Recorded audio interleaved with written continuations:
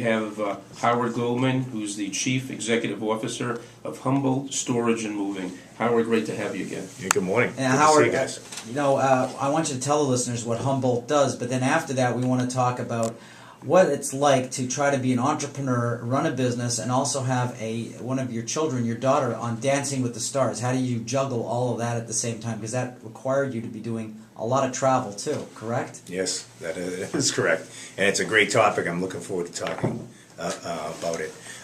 Humboldt is a third-generation family-owned business, started by my grandfather in 1905.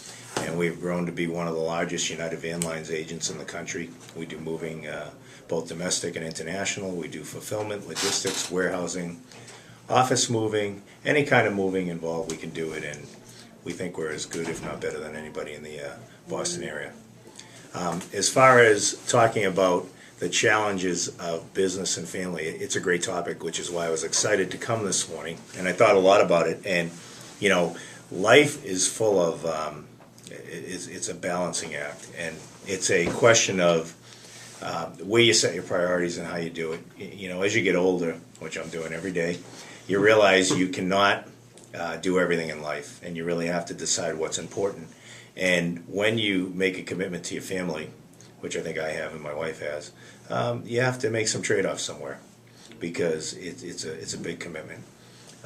In this instance, both our children, Tyler, who's 12, and Ashley, who's 18, have decided to take on the world of competitive ballroom dancing. And I'll let you ask. And not just at the amateur level. Right. Why don't you tell us how about your daughter? Yeah, they've both done really well. Ashley, who's 18, has won 2 national titles in the 18 and under. She just last October went to Ostravia, Czech Republic, to represent the United States in the World Championship. I think she came in 35th out of 122. It's pretty competitive in Europe.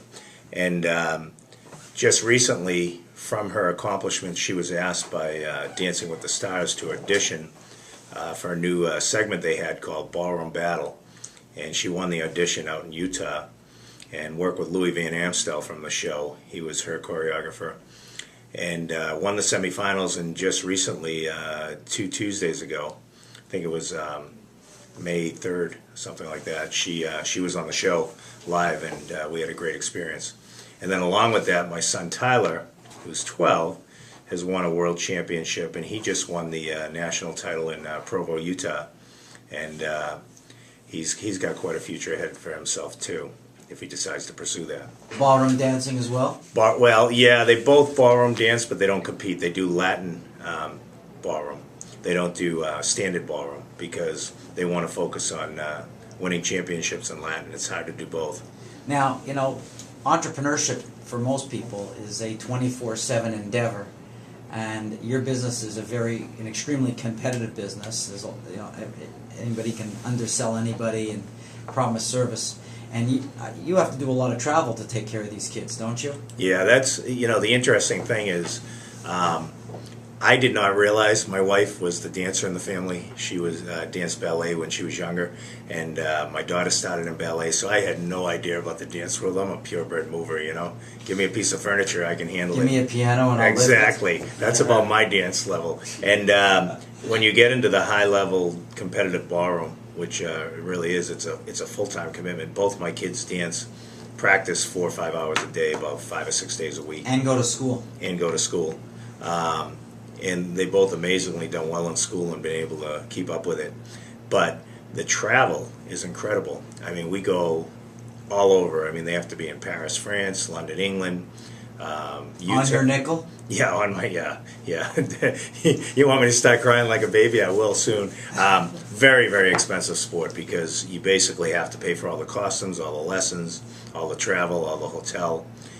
There's sponsorship, but they give you shoes. I mean, there's not much from that world as far as that. So it's really supporting your kids. But what I found is, I want to see them compete, because, they're growing older and they're going to have their own life soon. And that means a lot of travel. And it's really hard to integrate the travel and the business. And I found in the last year it's been hard for me to stay up to date with my business responsibilities while I'm trying to support the kids in their dancing. But it's worth it. It's just, it's a trade-off. You know,